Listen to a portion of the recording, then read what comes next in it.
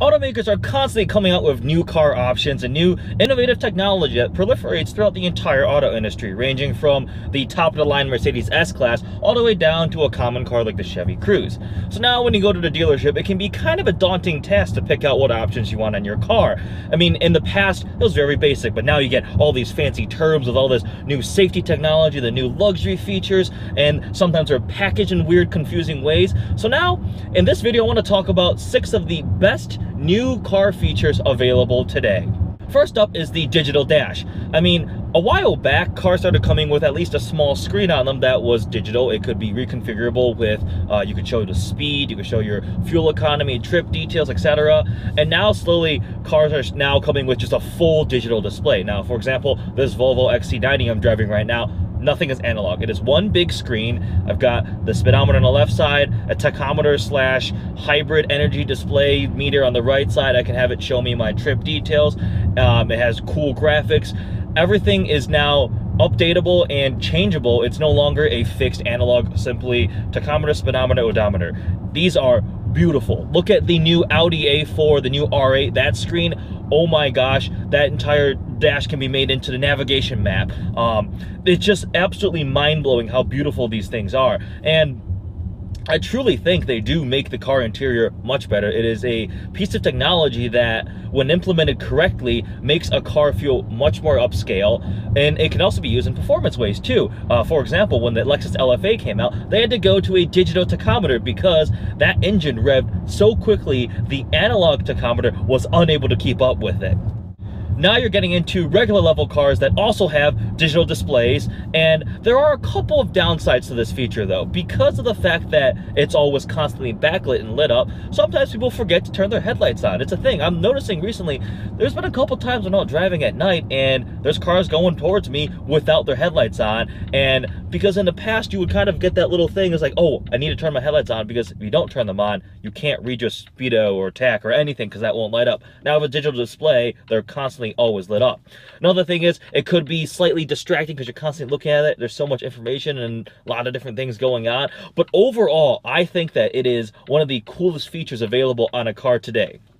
Next up, we have auto high beams. So cars have always had high beams pretty much, but auto high beams is a new feature where the vehicle uses camera sensors, mainly the camera, to automatically determine whether or not you can run high beams or not. So it's a safety feature and a convenience feature. Safety wise, you can see the road much better. I mean, I love newer cars with the upgraded LED headlights. If you compare it to an older car with old headlights, I mean, some of them you can't even see out of them. You might as well be using a candle for illumination. It's horrible. Now with a modern, like all the luxury cars, even Fords and Chevys, the upgraded headlights with auto high beam, I mean, the safety is so much better. You're driving at night, there's no cars coming towards you, bang, headlights, flick on the auto high beams immediately, and then a car rounds the corner, it'll turn it off automatically, it turns it back on. Some cars have the feature where it'll illuminate highway signs, exit signs, and stuff like that, road signs.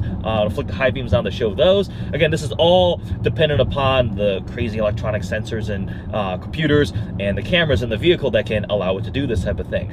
Execution wise, some cars do it different with varying degrees of success. I've been in some cars where the auto high beam doesn't always turn off very quickly, so you might be blinding people coming towards you. That can be solved with the newest generation of headlights. A lot of cars are coming with laser headlights. The BMW i8 is one example. They finally legalized that for the new R8, and essentially a laser gets shined through a little crystal diode thing and it projects the light out. And the coolest thing is it's all variable controllable depending on what part you want illuminated or not, which means you can have your high beams on like all the time, and it curves the light around certain cars coming towards you, cars in front of you, so you don't blind people. That is some really, really cool technology. Again, just in summary, I mean, auto high beams, what downside is you turn your headlights on auto, turn the high beams on, and let's just say you're at a little deserted 2-lane road late at night, there are no street lights, high beams flick on, you can see so far, watch out for obstacles, for deer, whatever's going on. Great feature in a new car.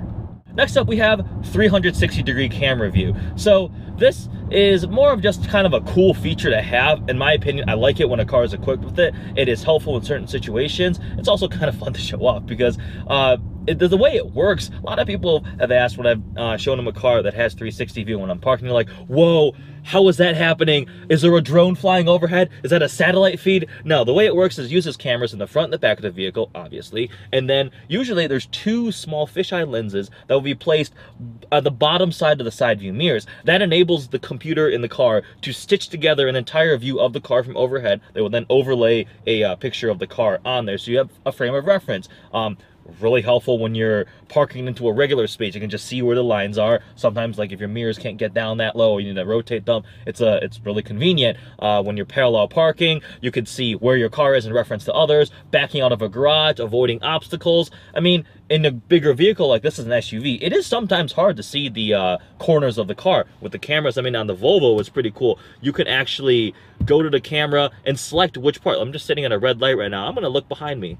Click this camera, I can see the Escape sitting behind me. Go back, I can go back to 360 view, the side camera. It's amazing, this feature. I remember the first time I actually ever saw it, we were in a Infinity, reviewing an Infinity. I'm like, whoa, that is pretty cool. And actually, again, I didn't understand how it worked. I'm like, how is that possible? Because it looked like there was a drone overhead flying, showing me a live feed of what my car was doing. But that is a feature available on lots of cars now.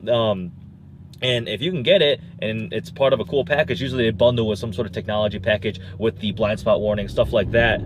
Pretty cool to have.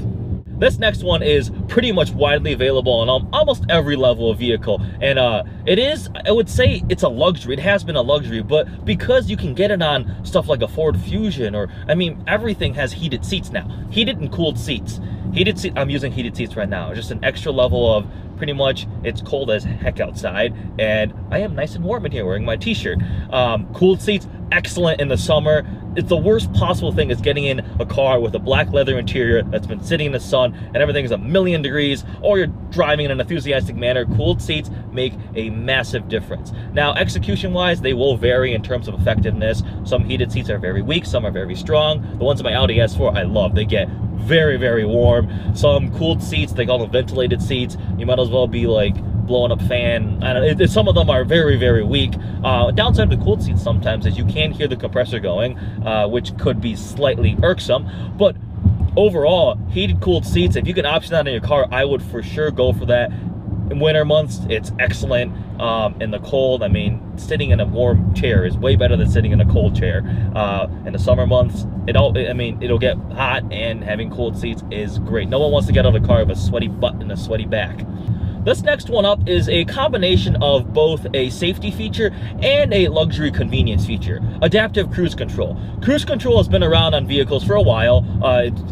Pretty much the way it works is you turn it on, you select the speed, and the car maintains that speed regardless of if you're going through a curve, up or down hills, inclines. It is able to automatically compensate with throttle or brake, or not braking really. It just essentially speeds the car up to maintain that speed. Now, adaptive cruise control, with the advent of lots of radar and camera and all sorts of sensors on cars, vehicles now have the ability to speed up and slow down on their own. So essentially now you still set a speed for it to maintain, but also there is a second option of setting the distance you have, following distance. It can range between 3 to 4 settings. If you want to be really close to somebody, really far from somebody, usually if you're on a freeway going faster, you want a following distance that's longer because you're going faster. It's relaxing on long drives. It's such a nice thing to trust the car and know that it won't hit the car in front of you. It'll follow the flow of traffic. You just set it, set your distance, set the speed, and just control steering. You're good. It's also really nice. Some cars are coming with traffic assist now, like stop and go traffic. You can bring the vehicle to a complete stop. It'll sit there and then it'll re-accelerate following the flow of traffic. That, I swear, every single time I'm in a car with that, traffic doesn't annoy me as much, because you just kind of sit there and let the car do its own thing. Maybe sometimes you have to intervene, press a button for the resume, but it definitely reduces the stress of driving. And not in a, I guess you can say it does make you a little bit lazy, but on a long road trip, adaptive cruise control is a great feature to have. The last feature is keyless entry and or push button start. Usually they're kind of bundled together. You can't get one without the other.